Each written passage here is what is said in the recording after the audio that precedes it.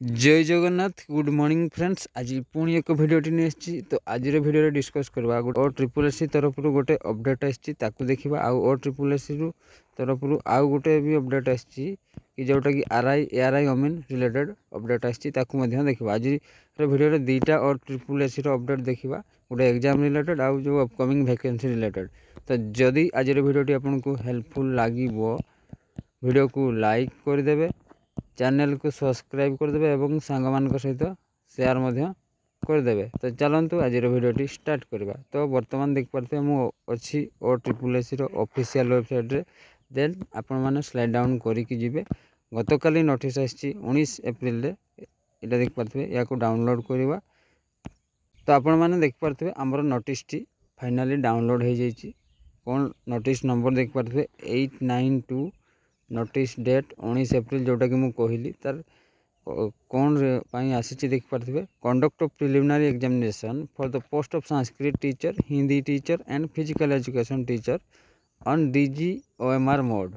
गोटे नुआ पैटर्न रे ओ ट्रिपल एस एग्जाम कर जोटा कि DGOMR मोड कहार एग्जाम हे।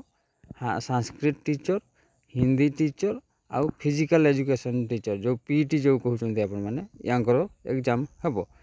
बुझा पड़ा। तो गोटे आपणकर O triple S new pattern को अडप्ट करी जोटा कि DGOMR मोड। यहाँ देख पारे the commission has been pleased to decide the preliminary examination for the post of Sanskrit teacher, Hindi teacher and physical education teacher shall be conducted DGOMR digital OMR on tablet device mode on the following date केबे हेबो सेटा मध्ये मु कहि दोची। आपनकर Sanskrit teacher May 21 2025 first seating 10 टारू 11:30। Then Hindi मे 22 fast seating 10 टारू से 11:30। But physical जोटा एजुकेशन टीचर PET रो मे 22 रे ही हेबो, सेकेंड सीटिंग रे हेबो 3 टारू 4:30। क्लियर।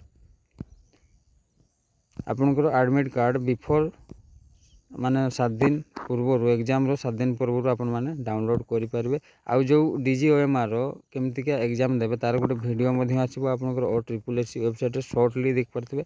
इलस्ट्रेटिव वीडियो और DGOMR will be made available in the website portal O triple S रे आसी जेबो। ताकू देखि कि आपण केमति एग्जाम दिया हबो जानि परिबे।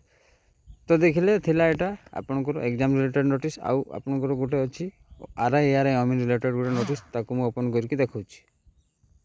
तो यहीटा देखिपारे गतकाली समाज पेपर न्यूज OS 340 OS जोटा कि ओडिशा एडमिनिस्ट्रेटिव सर्विस बोली कहते।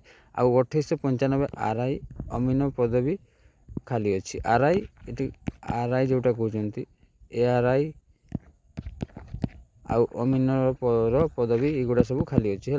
तो आपण बहुत बड़ खुशी खबर, बहुत जल्दी आपंकर यही सब जो 2895 पोस्ट एगुड़ा सब रिक्वायरमेंट रे आसीजिवो। आउ जो पेंडिंग होगी अच्छी आरआई अमीन तार मध्य किसी ना किसी नोटिस आसीजिवो। मे भी आपंकर एग्जाम री एग्जाम हो पारे कि सबू पिला जो जतकी भी पिला अच्छा समस्त को मेन एग्जाम को अलाउ कर दिया जाई पारे। यही दुईटा पॉसिबिलिटी अच्छी। तो देखा कौन हो। तो बुझा पड़ा आपंकर पाखे वैकेंसी बैक टू बैक आसो बहुत जल्दी अपडेट आसीगला। तो यही PDF टी जो यहाँ देखुं आप आम टेलीग्राम चैनल में मुझे Telegram channel link video description रे अच्छी, ताकू जॉइन करदे आपण मैंने निजे टिके गथरू करदे। तो आई होप आज भिडियोटी भल लगी। जदि भिडियोटी भल लगी वीडियो को लाइक करेंगे आउ चैनल को सब्सक्राइब करने जमा भूलें और सांग सहित शेयर करदे।